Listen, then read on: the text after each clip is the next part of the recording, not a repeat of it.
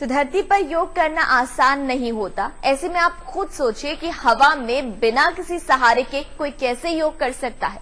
सैकड़ों फीट प्रति सेकंड की रफ्तार से आसमान से गिरता आदमी हवा में अलग अलग आसन कैसे लगा सकता है। संतोष नागराज ने इसमें महारत हासिल की है सालों की साधना के बाद।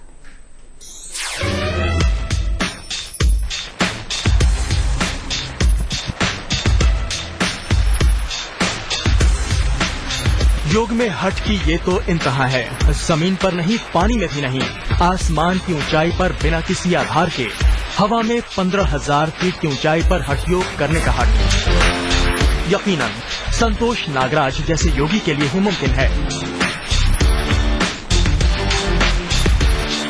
हजारों फीट की ऊंचाई से 1 सेकंड में 250 फीट की रफ्तार से धरती की ओर गिरते हुए भला कोई योगासन करने की हिमाकत कैसे कर सकता है, वो भी पल भर के लिए नहीं। हजारों फीट की ऊंचाई पर संतोष 2 सेकंड से लेकर 7 सेकंड तक एक आसन में बिल्कुल स्थिर हो जाते हैं।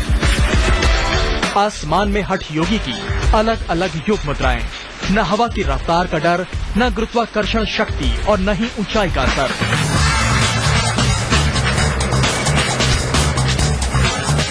पंद्रह 15,000 फीट की ऊंचाई से छलांग लगाने के बाद नागराज सबसे पहले योग निद्रासन की अवस्था में आते हैं। जमीन पर भी इस आसन को करना आसान नहीं, आसमान में तो बेहद मुश्किल। इस आसन में नागराज दोनों पैर सिर के पीछे ले जाते हैं।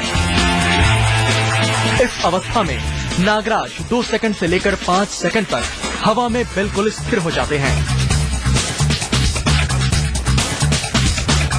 योग निद्रासन के बाद बारी आती है पद्मासन की। पद्मासन यानी दोनों पैर एक दूसरे पर ऊपर नीचे रखकर शरीर को ध्यान मुद्रा में लाने का योग। जमीन पर तो आसान, लेकिन हवा में घर्षण में तो हाथ पैर हिलाना भी किसी चुनौती से कम नहीं। संतोष नागराज इस आसन को सबसे ज्यादा वक्त तक कर पाते हैं, यानी करीब 7 सेकंड तक। आसमान से गिरते संतोष नागराज 15,000 फीट की ऊंचाई से करीब 70 सेकंड में 2,000 फीट तक आ जाते हैं। लेकिन इस दौरान वो एक और आसन कर दिखाते हैं, हनुमासन। हनुमासन में नागराज एक पैर को आगे की ओर ले जाते हैं और दूसरा पैर बिल्कुल स्थिर, सिर और रीढ़ भी तनी हुई।